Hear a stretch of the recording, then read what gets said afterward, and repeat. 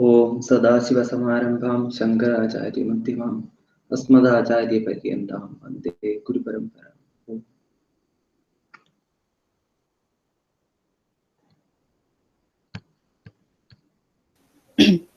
So what is this text actually on? I mean, I know it is on Vedanta, but... yeah, it's actually a small, actually a transcription of a small retreat, I think. Vedanta retreat that Swamiji held in, I don't know where, maybe Nanikati or Rishikesh, I don't exactly know, but it's a small retreat that Swamiji held by the same title. The retreat also was titled the same. So this is the transcription of that is like pravachans on that. Okay. Okay.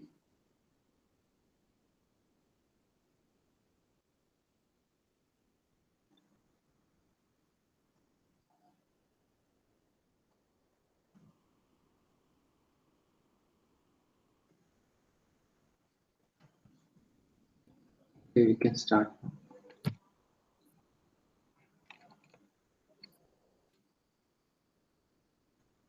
I'll type the right reading order.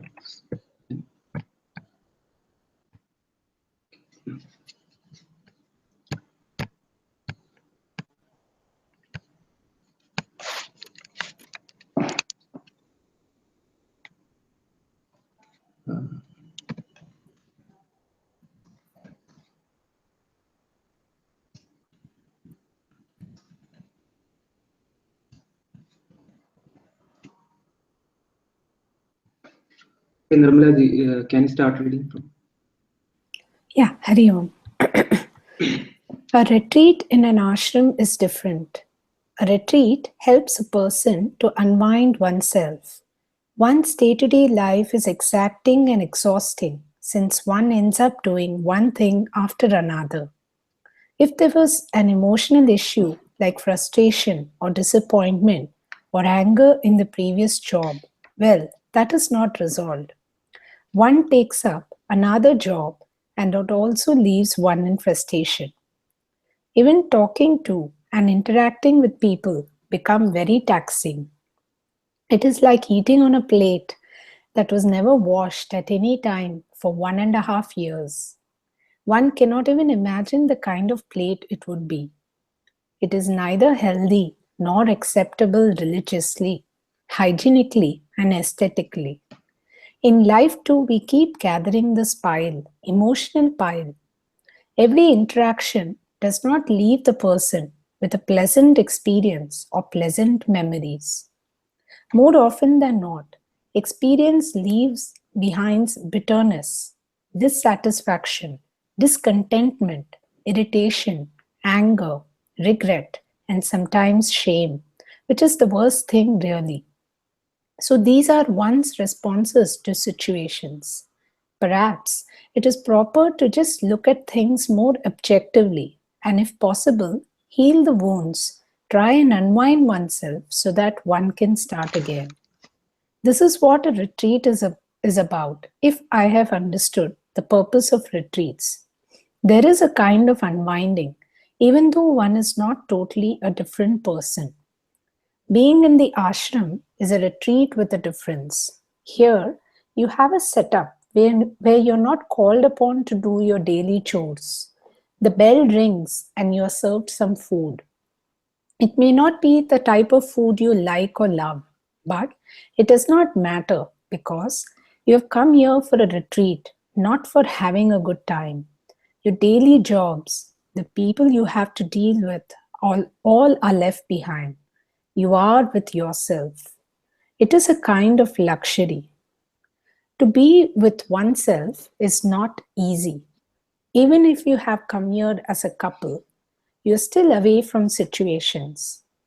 We do not really address couples. We address individuals. So, it is a retreat with a difference. We look into the various responses that we make and gain an insight about ourselves. Let us take a machine like a motor, which revolves so many times per minute. That is how it has been programmed. It is set. It'll revolve because it is mechanical. Suppose I can make the machine be self-aware to see that it has been mechanical, then it is no longer mechanical. It cannot be mechanical and at the same time recognize the fact I am mechanical. It is a great insight, which is the first step in spiritual growth. I think this was just a small session. Soumya ji, Swanji also. Okay.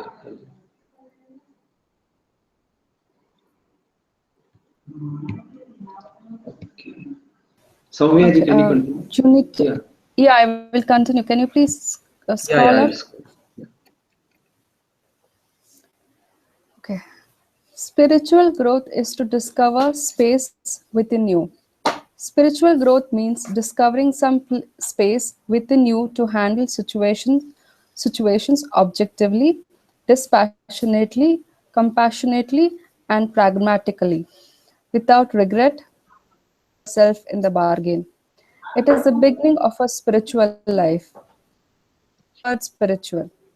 It is the beginning of gaining an insight about you, of holding on yourself. In our tradition, we call it Subhecha. Is it correctly Shubhecha. pronounced? Shubhecha. Subhecha. Subhecha. Okay. We go further and look at the realities more fundamentally because we get caught in our own picture of the reality of living and making a life successful. A life successful implies certain concepts and values. So there is a picture. This picture may be the picture you bought from the society or you decided this is how your life has to be. In Sanskrit, we call this picture Purushartha. Keeping this picture in view, you go about pursuing various ends. These pursuits really can cause frustrations, problems. You have to deal with people, governments, corporations, municipalities, and banks. Each step can be frustrating. Just I am just mentioning a few possible causes for frustration. You accomplish these ends because they are very important according to your picture. And this very picture makes you feel that you're not up to it. That creates more problems. Therefore, we look at this picture, our Purushartha picture, and see whether there is a bigger picture that is more meaningful, with reference to which our picture finds its proper place without assuming an importance it does not deserve, misplaced or dismissed. But gaining the bigger picture, the current picture is bound to become smaller, and the picture caused problems do not seem to as enormous as they were before. The enormity, the immensity of the problem is gone because you have a bigger picture. You do not change anything really. A housewife continues to be a housewife. A businessman remains a businessman. A professional remains a professional. An artist remains an artist. Everything continues as it was, but the picture is different. When the picture is bigger, perhaps what you were doing before becomes more enjoyable because you do not lose much. In a pursuit where you do not lose much, you are free. Even the ordinary pursuits you undertake in life become much more enjoyable and more meaningful. If the picture, can you scroll up, please?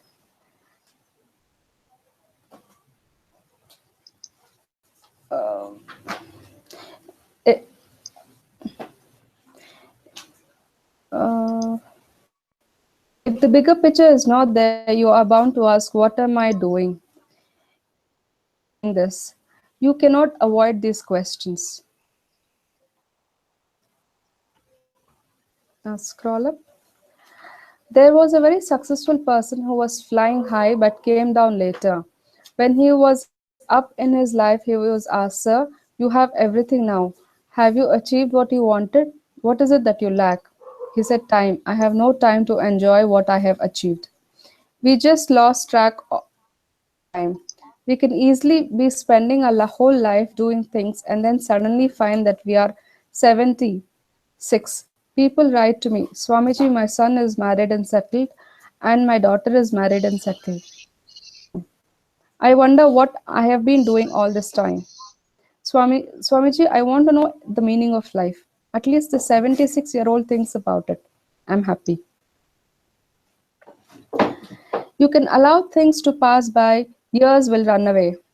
Find yourself in the same situation. You were in your 20s, you're confused. Then at least you had hope, enthusiasm, energy, innocence, and daring. All these things kept you going for some time. You did not know how your life would unfold. You did not have the gear in your hand. Things happened and you just went along with the drift. Later, you are in the same boat, still wondering. Now that I can, now that I know that I cannot make it, what is there in stored for me? That is wisdom. The innocence was you did not know at that time that you were not going to make it. But now you know very well that you're not going to make it anymore. The enthusiasm is gone, energy is drained, and the daring is no longer there. It is all gone. If 76 years of living has not made you wiser, how will a few more years make a difference? You can easily lose your life like that. However, if you're very alert, you will live a meaningful life.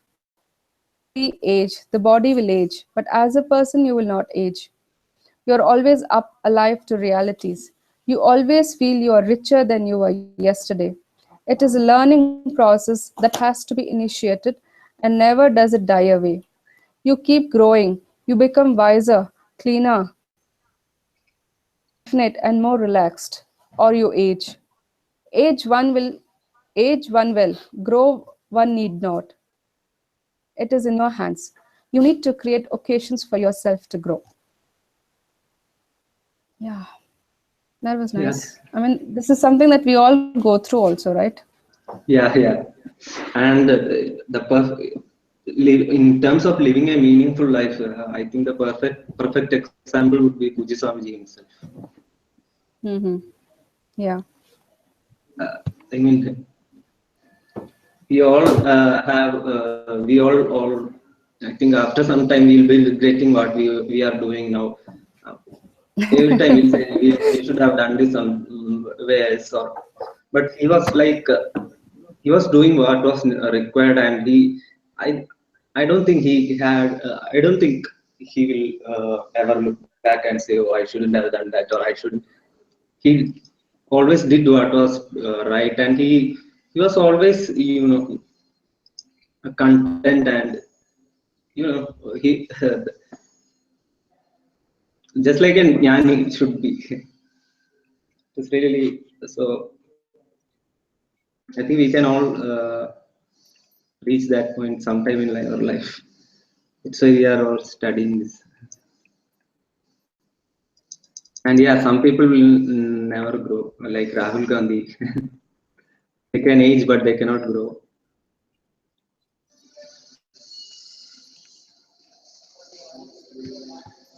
Okay, now I'll continue after me. I think uh, Anjuji cannot read. So, Anand,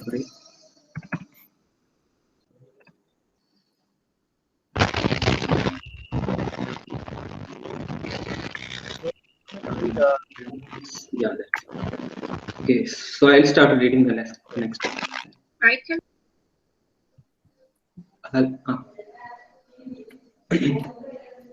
Being with yourself is a luxury.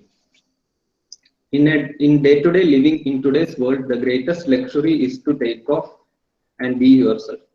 Some of my American students who came to India and stayed with me for 2 or 3 years tell me, Swamiji, those few years that we spent with you were the real time that we had. That is because to be oneself, to look at oneself is a luxury. It was a routine. Think of that. That was the life of our forefathers. You are supposed to spend time with yourself. Really speaking, you spend time with yourself, if not with God, Ishvara, which is also considered to be spending time with yourself. Now, even that has become a kind of socialization. It's not total. Being with yourself is a kind of luxury. I feel each one of you has earned it. Just be here, among the trees, under the sky. Suddenly, you will hear different sounds of birds. You will also see crows. Crows are everywhere, but you do not have time to see them. Here at the ashram, you become more alive to what is happening around you. Besides what we are going to look into, it is like life of a sadhu. Sadhu means one who does not have problems. You cannot say that this sadhu has a lot of problems. Sadhu means he or she is free, has so much time that he or she can help others. Parakaryam sadhnoti iti sadhu. So you can have a feeling that you are a 1 week sadhu. I am not giving you ropes, of course, but the attitude will be that of a sadhu. Keep all your problems outside, like the shoes that you leave outside and come in. Everything else is outside.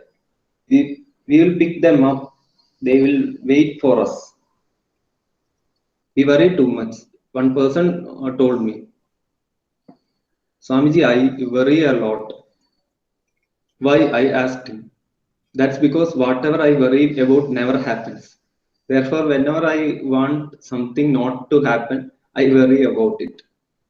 That is a good way of dealing with problems. All that you worry about may never happen, and anything unpleasant that happens is something that you might not have worried about.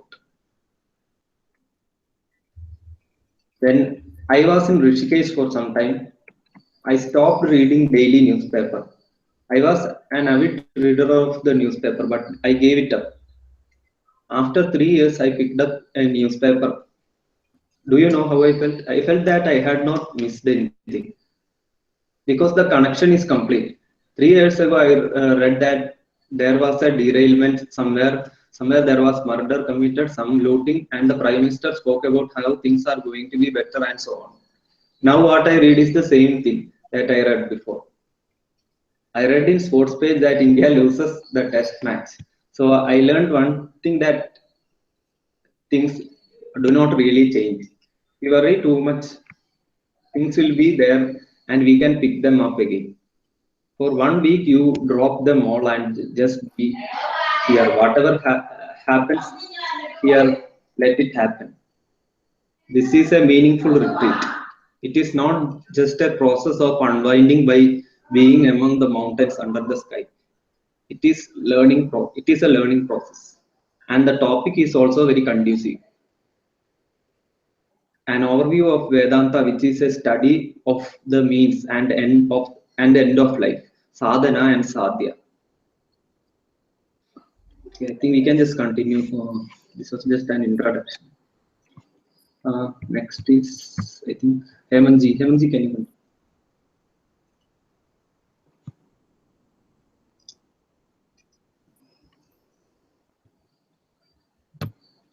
Hemanji?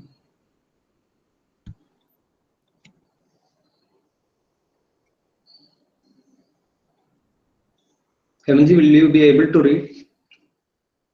I can try to read. Yeah, please. Okay. Okay. Sādhanā and sādhyā. The words at I can't see it on the phone as well. I'm sorry. These are Okay. sorry about that. Okay, fine. I can't see them. So Hemanji is having some problem. I think he just left the chat. So Solveig, please. Oh, I might continue. Sādhanā and sādhyā. The word Sādhanā, sādhyā, sādhaka, siddhi are derived from the same root, sad. When there is an end to be accomplished in time, it is called sādhyā. The means for accomplishing that end is Sādhanā. Satyati anena iti, Sādhanā. The one who employs the means to accomplish the end is a sādhaka. So the sādhaka accomplishes an end. So the sadhaka accomplishes an end, satya, by employing a means, sadhana. The accomplishment is called siddhi. And the one who has accomplished the end is a siddha. Thus the sadhaka becomes a siddha. Every human being is a sadhaka, a seeker. A human being always has a few things to accomplish at any given time. When you want to become a graduate, you are a sadhaka. When you pursue your post-graduation, you are a sadhaka. You want to go abroad, you are a sadhaka. And when you want to go home, when you want to come back, you are a sadhaka. There is not one person who is not a sadhaka or seeker. We are all seekers. In life, you seek different things, and what you seek determines the type of means, sadhana, you employ. The end determines the means. Therefore, you must have some knowledge of the end. Otherwise, you cannot connect the end with the means. Everyone needs to have some knowledge of what is the end.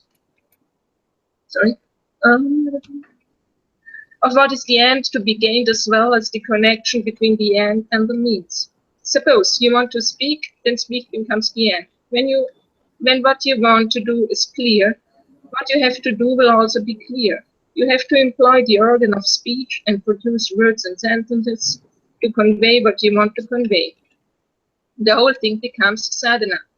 When you want to hear, your ears become the sadhana. The mind also is a sadhana. If the ears are within the range of hearing and the mind is elsewhere, hearing does not take place. So the ears with the mind becomes the sadhana. The sādhyā, that which you wish to accomplish, determines the sadhana you employ. You require sadhana to create or to destroy a thing. Destruction is not an easy thing. There are lots of unwanted things you want to destroy. You require sadhana. That is why, can you scroll a little? That is why we have insecticides, pesticides, and so on. They are means of destruction. All antibiotics are means of destruction, sadhana. Suppose you want to reduce your weight, there is a means. You want to maintain your weight, you require means. You do not want to put on weight, you require attention.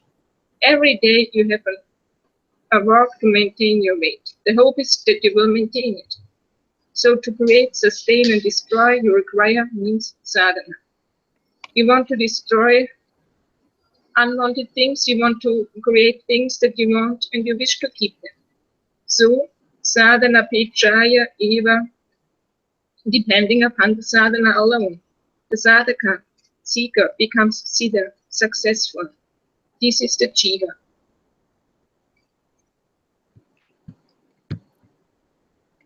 Again, that was introduction, I think. Nirmala ji, I think you can continue from next. Yeah. Analysis of human pursuits. As an individual, you have many ends, sādhyas, to be accomplished. Can we, for our understanding, bring all these various ends to be accomplished under certain broad categories? What is the basis for categorization? When we analyze human pursuits, we see that different people want different things. Someone buys something that is his or her sādhyā. Someone wants to sell, and that is his or her sādhyā. You are a consumer, you want to buy, and there is someone who wants to sell it to you. Though there are two different types of sādhyā, both of them are seeking to accomplish something. Is there anything common in all these pursuits? When we look into them, we can say artha, security. Artha is a sādhyā and is a purushartha. Purusha does not mean a male being, but means the one who indwells this body. Purau ushati vasati iti purushaha. This body is like a city, and in the center there is a person, purushaha. So it is the person that is respected, dealt with. Every individual is a purusha, a person. What is arthyate, prayed for, sought after, sarvai purushahi, by all persons, male and female, in all cultures at all times, is called purushartha. Artha, security, maybe in the form of wealth, economic security, real estate, stocks, influence, name, power, and so on. In fact, money can buy power. Power can bring money. They are interchangeable. They depend upon each other. These days, money is required to get to power, and you use the power to have more money so that you can come to power again and keep going. So, we bring both power and money under the same category of artha. Your retirement plan is artha. Later, what you will do with power and money is also artha. This is artha in general. The human pursuit is directed towards artha and the pursuit is valid. This is the reality. We need to recognize, acknowledge human aspirations and needs. Even though artha is an end, it is not the ultimate end. If you have a bigger picture, then artha does not become an end. Kama is another purushartha. Pursuit for power sometimes becomes an ego trip. One may not care so much for money, but one may care for recognition, for ego satisfaction. Someone told me, I do not need more money, but with more money, I can control more corporations, and that gives me greater satisfaction. That ego satisfaction is called karma. Sometimes you work for getting satisfaction. Certain things are very distantly sought after. For instance, when you want to listen to music, you go to a concert. Here, you give the money that you earned and buy the time of enjoyment. This enjoyable time of listening to music is definitely not artha, but karma, an important pursuit in human life.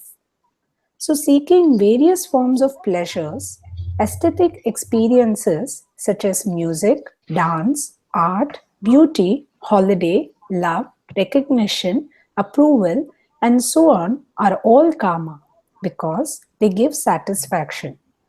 If any one of these pursuits brings in money, we can look at it as artha. These pursuits are very important for a human being to maintain one's sanity. A human being can go insane just by thinking. A dog can become insane only with disease physiologically. We say it is a mad dog, although it is not a mad dog. It is suffering from rabies. A human being alone has the special feature that by just thinking, he or she can become insane. In fact, the definition of a human being is one who can become insane.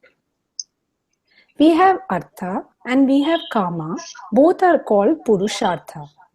Then we find there are people who are committed not to this life but to the hereafter.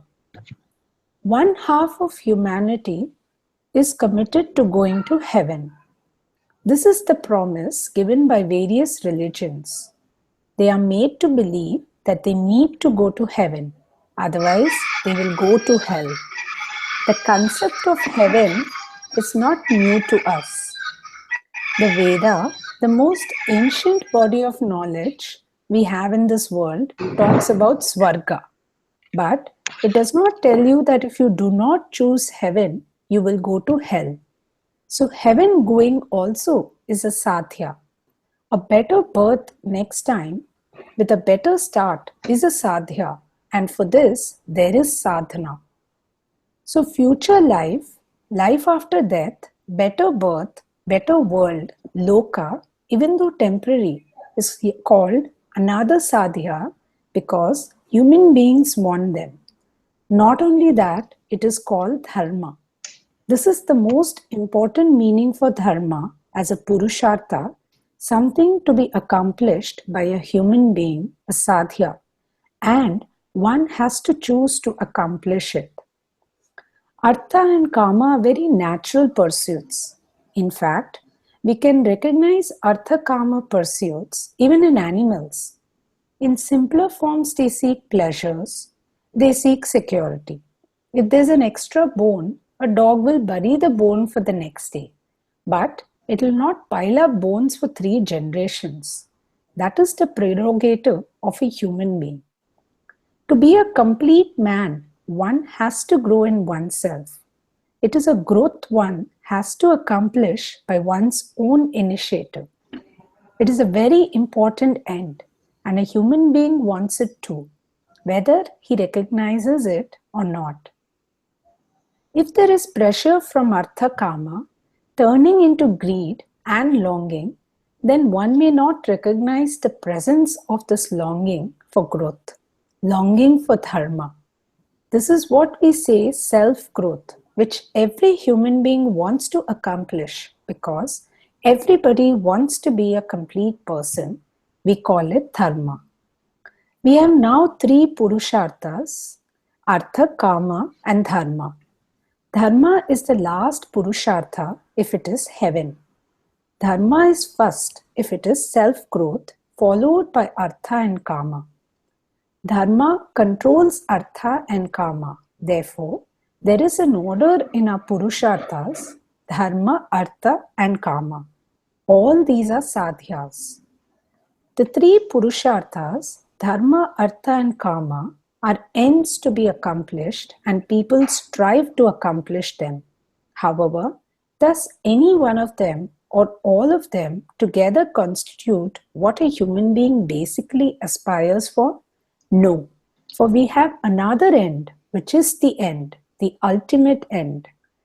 As a human being, you can accomplish that. It is also a sādhyā, a different type of sādhyā, which has its own sādhana.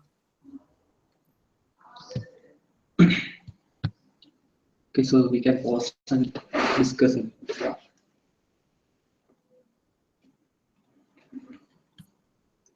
Yeah, I'm sorry. That's disturbance. Is there any question or anything to discuss?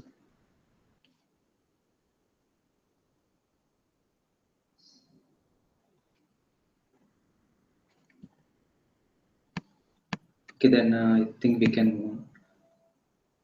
Yeah, very. It explains dharma, and it is quite. It's interesting actually. Swamiji put dharma in 2 ways.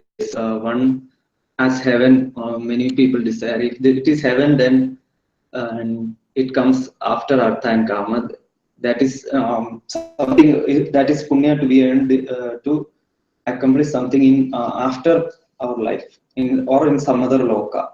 So that comes after artha and kama. But if dharma is self-growth, that is.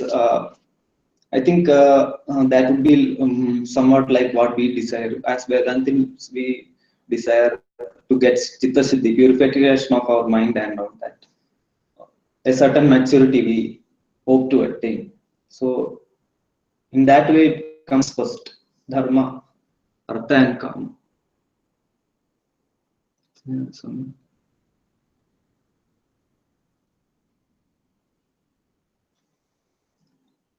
what is, I don't know what is Chaturvaga.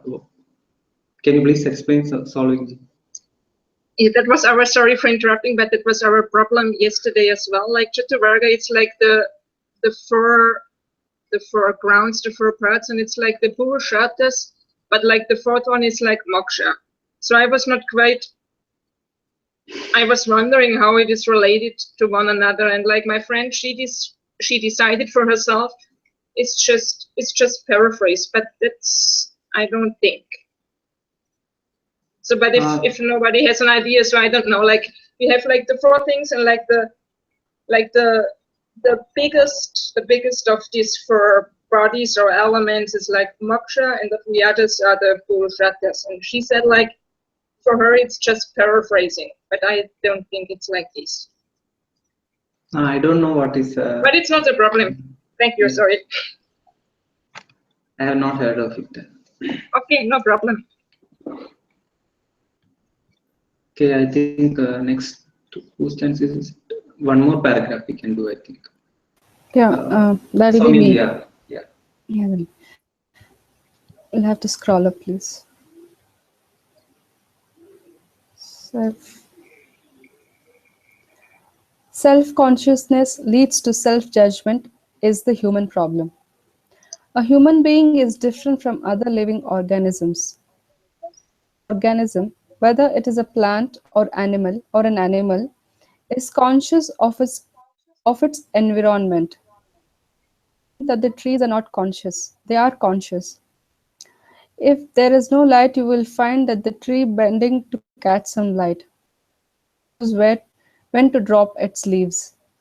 Every animal is conscious of its environment. Each animal knows what to eat, what not to eat, their food, and make inferences to find them. Every animal is an expert in making inferences. Hunters have a dog squad and they follow the dogs. The dogs sniff their way to the source, making inferences as they move. If you look at bats, they cannot see in the night, but they travel fast. They, they know their way exactly. The trees do not hurt them. They interpret the echoes of their own squeaks, and from the sound they interpret. Here is a ripe fruit. Is different from the sound that comes from an unripe fruit. This is an ingenious interpretation based on sonar. All animals perceive and infer. You also perceive and infer. All are conscious. The plant is conscious. The tree is conscious. The dog is conscious. Every bug is conscious.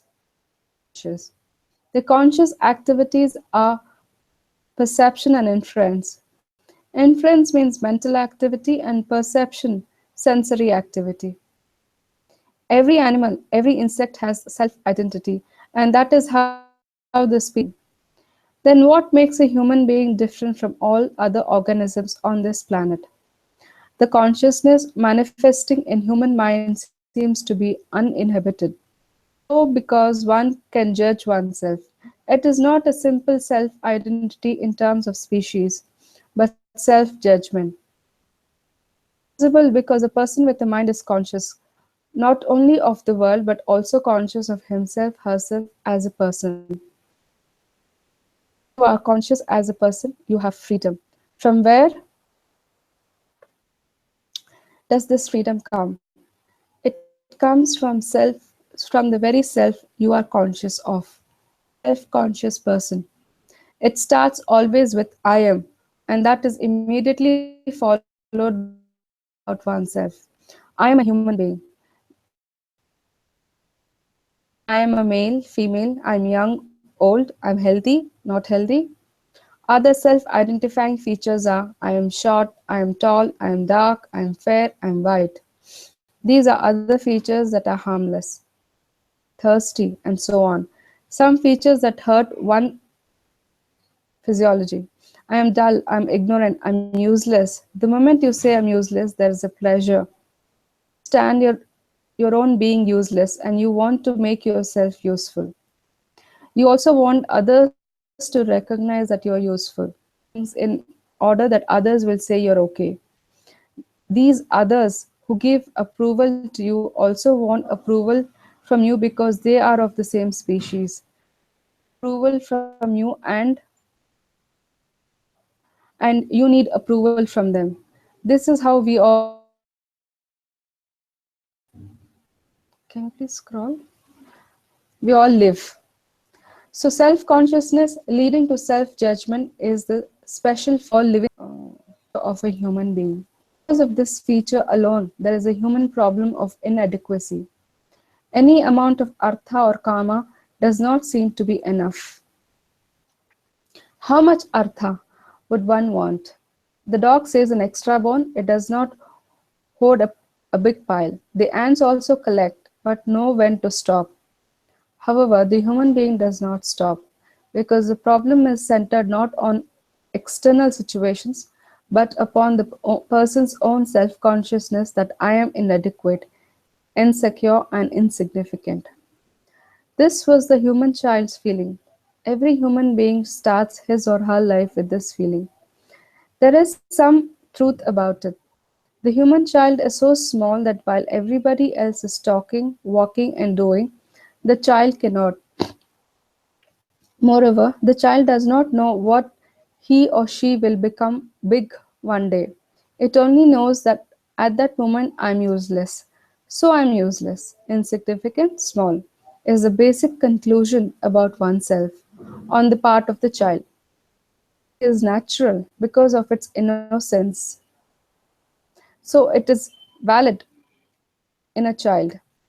We are going to prove it is not valid when the child is supposed to know later as an adult. For the time being, this is how the child feels. Later, the child grows, and the more it grows, the more it comes to know I'm helpless. The helplessness continues. There is helplessness against bacteria. You think you are breathing air, but you're breathing a society into yourself. You do not know. Helplessness will find yourself helpless in every situation. Everywhere there is a point from where you say, I cannot, and I cannot take this anymore. Can you lift this? I can't. Can you read this? I can't. Can you understand this? I cannot. Can you change yourself? I cannot. Can you crush this? I cannot. Can you jump? I cannot. Can you get down? I cannot. Huh? Can you please help me? Can you run this distance with me? I cannot. Can you face an audience? I can't. Can you change the course of the sun or the moon or the earth? My God, how can I? Can you change the laws? I can't. Can you dry up the ocean? I can't. At least can you dry up the tear glands? I can't. Think of all the I can't in a helpless, that the I can't is more than I can. Let us look at the I can. Can you say what this is? Yes, I can. Ah, that is nice to hear. What is this? This is a flower. Can you tell what flower this is? I can. It is a hibiscus. Wonderful. Why is it red? Can you tell me why it is red? Huh? I cannot. Can you tell me why it is not only so many petals? I cannot. Why is the fragrance of hibiscus different from a rose? Can you tell me? I cannot. In a simple flower, there are so many more I cannots than I cans. A human being perhaps is one who has more I cannot than I can. The I cannot is there for every animal too, but it is not self-conscious and therefore it has no complexes. In a human being, this I cannot becomes a complex ingrained in the mind, making him or her feel always insecure and helpless. The solution seems to be forget yourself for the time being. When you remember yourself, you also remember the I cannot. Therefore, the feeling of helplessness is the experience. You feel small, insignificant, and a nobody. The child felt that way, and the adult also feels the same way. There is no difference in the feeling. When you forget yourself, you feel good. So, in your life, you want situations, avenues where you can forget yourself.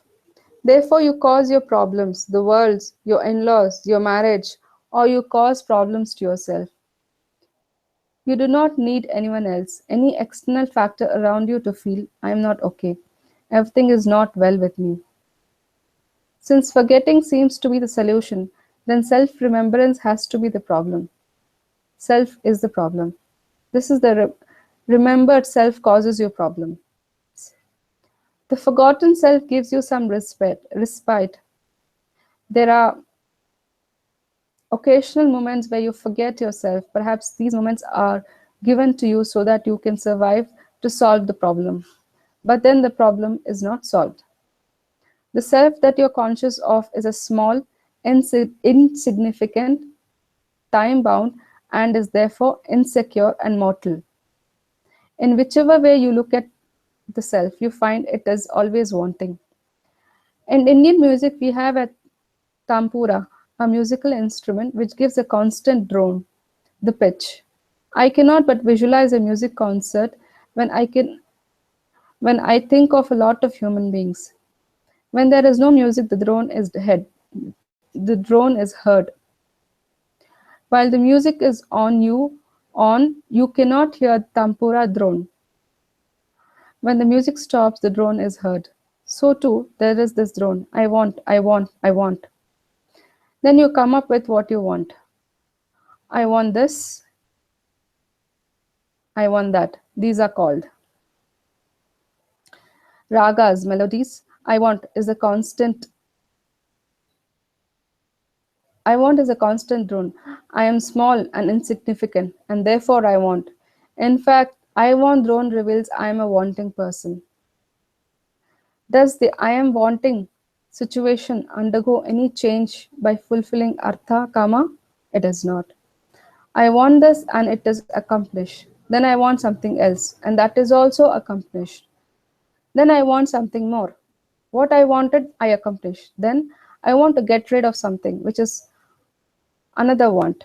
In the West, they have what is called a garage sale. It means selling things that one has collected over a period of time and which one does not want anymore.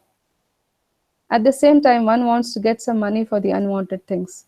The garage sale always reveals something. What I once buy with certain desire, raga, is no longer needed by me. I am ready to get rid of it. It reveals a very significant fact that human aspirations are not always the same. What I want once, I now want to get rid of. Artha has no end. Kama also has no end. I always want something different, more lasting. The satisfaction is not abiding. Neither Artha as an end gives me total security, nor does Kama as an end lead me to a total satisfaction. I am neither satisfied being what I am, nor I am secure in spite of all my Artha pursuits. Therefore, I am insecure and dissatisfied. These two facts about me being small and insignificant always continue. You can stop here. In the book, if you have read the book called Who Am I, it is also based on Pujaswami's talks in, I think, IIT Ahmedabad, I think. I'm not sure. Anyway, or the University of Ahmedabad. Okay, anyway, what Puji Swamiji first tells us that wants us to realize is that what we want always changes, but that I want is a constant. That I always want something or the other, but what I want changes.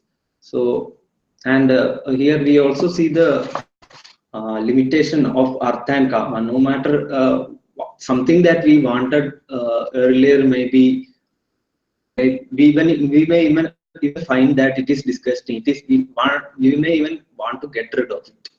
So it shows the limitation of the artha and kama as our pursuits.